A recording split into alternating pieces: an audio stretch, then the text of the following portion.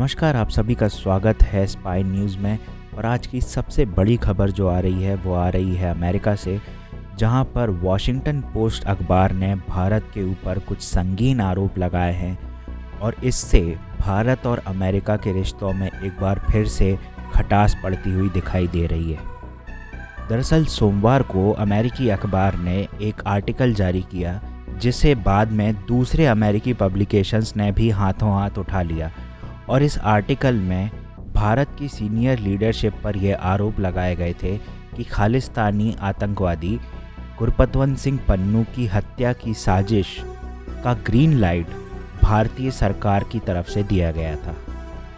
अखबार ने भारत पर इल्ज़ाम लगाते हुए ये कहा है कि खालिस्तानी पन्नू को रास्ते से हटाने के लिए जिस ऑपरेशन को चलाया गया था उस ऑपरेशन के ऑर्डर्स तब के रॉ चीफ सामंत गोयल की तरफ से दिए गए थे। इसके अलावा आर्टिकल में ये भी कहा गया है कि ऑफिसर विक्रम यादव ने एक हिट टीम हायर की थी जिसका काम गुरपतवंत सिंह पन्नू की हत्या करना था और यादव ने गुरपतवंत सिंह पन्नू का न्यूयॉर्क का एड्रेस इस हिट टीम को भी दिया था। लेकिन अखबार सिर्फ यही नहीं रुकता है, इसने आगे जाकर ये भी कहा है कि भारत के राष्ट्रीय सुरक्षा सलाहकार यानी अजीत डोवाल को इस पूरे ऑपरेशन की पहले से जानकारी थी। प्रधानमंत्री मोदी को निशाना बनाते हुए वॉशिंगटन पोस्ट ने आरोप लगाए हैं कि FBI और CIA के पास ऐसे सबूत हैं जिससे ये साबित होता है कि प्रधानमंत्री नरेंद्र मोदी का इनर सर्कल भी इस ऑपरेशन का हिस्सा था। कनाडा में मारे गए अलगाववादी हरदीप सिंह निज्जर का भी इस आर्टिकल में जिक्र मिलता है, लेकिन एक छूट ज़रूर दी गई है जिसमें ये कहा गया है कि व्हाइट हाउस ने भारत को पहले से ही चेतावनी दे दी थी कि वॉशिंगटन पोस्ट एक इन्वेस्टिगेटिव आर्टिकल भारत के खिलाफ पब्लिश करने वाला है। ख़ास बात यह भी है कि निज्जर की हत्या और पन्नू की हत्या की साजिश दोनों के लिए यादव यानी विक्रम यादव को जिम्मेदार ठहराया गया है। रॉ ऑफिसर विक्रम यादव की बात करते हुए आर्टिकल में आगे लिखा गया है कि अमेरिका के जस्टिस डिपार्टमेंट और FBI ने यादव पर मुकदमा चलाने का मन बना लिया था, लेकिन अमेरिकी सरकार ने ऐसा करने से उन्हें रोक दिया। रॉ के पूर्व अधिकारियों का हवाला देते हुए वॉशिंगटन पोस्ट ने कहा है कि पन्नू की हत्या की साजिश नाकाम होने के बाद भारतीय खुफिया एजेंसी के अंदर आरोप प्रत्यारोप का दौर शुरू हो गया। इसकी वजह बताते हुए अखबार ने लिखा है कि विक्रम यादव को रॉ में CRPF से लाया गया था, जिसकी स्किल और ट्रेनिंग अमेरिकी काउंटर इंटेलिजेंस का सामना करने के लिए नाकाफ़ी थी। तो ये तो हुआ आर्टिकल, लेकिन इससे जुड़ी हुई जो अंदरूनी खबरें हैं, जो इनसाइट्स हैं, वो मैं आपको बताता हूँ। तो सबसे पहली चीज़ तो ये है कि अमेरिकी जो गवर्नमेंट है वो अभी तक अपने ऑफिशियल स्पोक्सपर्सन का इस्तेमाल करते आ रही थी इस पूरे प्रकरण में, लेकिन अब अमेरिकी सरकार ने अपनी जितनी भी प्रोपेगेंडा पावर थी वो डिस्क्रीटली अपने माउथ पीसेस को ट्रांसफ़र कर दिए। और वॉशिंगटन पोस्ट में इस पर्टिकुलर आर्टिकल के पब्लिश होने के चंद घंटों के भीतर ही बहुत सारे दूसरे मीडिया पब्लिकेशंस ने, अमेरिकन मीडिया पब्लिकेशंस ने इसी पर स्टोरी कवर करनी शुरू कर दी। आर्टिकल में एक बहुत ही अनोखी चीज़ बताई गई है और उसमें कहा गया है कि पूर्व रॉ अधिकारियों से प्राप्त जानकारी के अनुसार। तो अब ये समस्या है कि सबसे बड़ी कि ये कौन से अधिकारी हैं जो भारत की ही पोल खोलने में लगे हुए हैं। तो इनको आइडेंटिफाई करना अब शायद सरकार की जिम्मेदारी है कि ऐसे कौन से लोग हैं जो आज भी गोरे लोगों की गुलामी कर रहे हैं भारत के अंदर, भारत की एजेंसी में काम करते हुए। और 2 लोगों का नाम इसमें लिया गया है। अब वो आप आर्टिकल में देख सकते हैं वो 2 लोग कौन हैं। पूरा आर्टिकल एक नैरेटिव बिल्डिंग का हिस्सा है जिसमें ये बताया जा रहा है कि कैसे खालिस्तान कोई मुद्दा है ही नहीं, बल्कि जो लोग वहाँ रह रहे हैं वो तो एक्टिविस्ट हैं। जो लोग अमेरिका में रह रहे हैं वो एक्टिविस्ट हैं।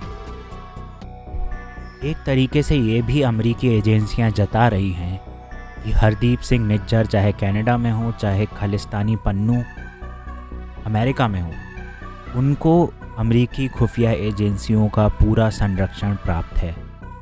और ऐसी पूरी संभावना है कि जो भी सिख भारत के हित में अमेरिका में काम कर रहे हैं, उनको भी निशाना बनाया जाए भविष्य में। इस प्रोपेगेंडा आर्टिकल में एक चीज़ और बहुत उभर कर आती है, जो है कि प्रधानमंत्री मोदी को सीधे सीधे सिखों के खिलाफ बताया गया है। सिखों को भड़काया जा रहा है ताकि ये नैरेटिव बनाया जा सके कि मोदी एंटी सिख हैं।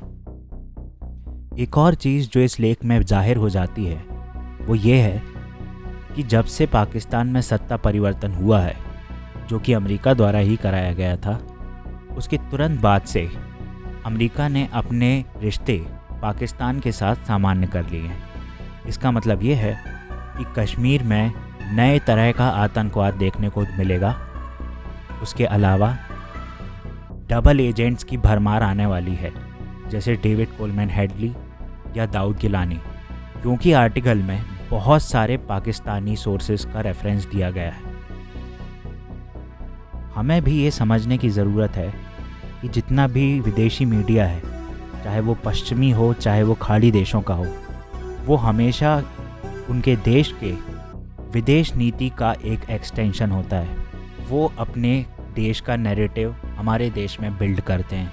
अब यहाँ पर वॉशिंगटन पोस्ट का जो इंडिया एडिटर है, वो रॉ के लोगों का नंबर घुमा रहा है, वो पूर्व अधिकारियों से संपर्क करने में जुटा हुआ है।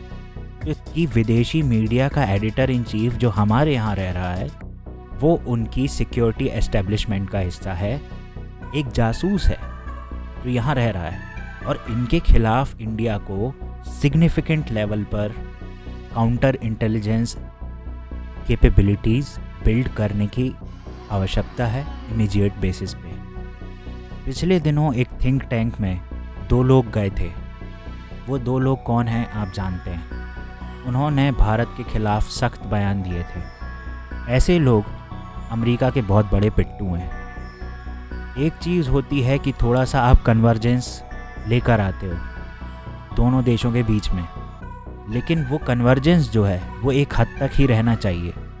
उसका मतलब ये नहीं है कि आप देश की सुरक्षा को दांव पर लगा देंगे। इस पूरे आर्टिकल से एक और चीज़ जाहिर हो जाती है कि अमेरिका शायद तक अजीत डोभाल को वापस नहीं चाहता राष्ट्रीय सुरक्षा सलाहकार के तौर पर, और सामंत गोयल को भी एक एज अ सक्सेसर नहीं चाहता। वो चाहता है कि ये दोनों ही लोग अपनी पोस्ट से चले जाएं और इनकी जगह कोई ऐसा आए जो इनकी भाषा में बात करे। Last but not the least, five eyes intelligence group Bharat के लिए एक समस्या बनता जा रहा है। अभी कुछ समय पहले ऐसी भी खबरें आई हैं कि भारत को क्वाड में रिप्लेस करने की तैयारी है, और फिलीपींस के साथ क्योंकि चीन का नया बखेड़ा शुरू हो चुका है, तो ऐसी हेडलाइंस दी जा रही हैं जिससे ये कहा जा सके कि भारत जो है क्वाड से बाहर हो गया, या फिर ये भी कहने की कोशिश की जा रही है कि भारत जो है वो एक रिलायबल पार्टनर नहीं है। तो ये 5 देशों का समूह जो है, यूएस, यूके, कनाडा, ऑस्ट्रेलिया और न्यूजीलैंड, इन सभी ने मिलकर भारत के खिलाफ एक कैंपेन चला रखा है, जो उनकी मीडिया के इकोसिस्टम के साथ एकदम कोऑपरेट करते हुए भारत को निशाना बनाए हुए है, भारत को अपने क्रॉस हेयर पे लिया हुआ है। तो इसको भी काउंटर करने की बहुत ज़्यादा अब सख्त आवश्यकता है। केवल एमईए के स्टेटमेंट जारी कर देने से या फिर मिनिस्टर जयशंकर के हिंदी में कुछ कह देने से देश के अंदर ये माहौल बदलेगा नहीं। इसको बदलने के लिए कुछ नए तरकीब जुटानी पड़ेगी, नई तकनीक, नई मोड्स ऑफ कम्युनिकेशंस का इस्तेमाल करना पड़ेगा। तो ये अभी एसेंशियल हो चुका है। इसी के साथ आज का 5W1H स्पाई न्यूज़ समाप्त होता है। ज़रूर हमें लाइक और सब्सक्राइब करें, इससे हमें बहुत मदद मिलती है।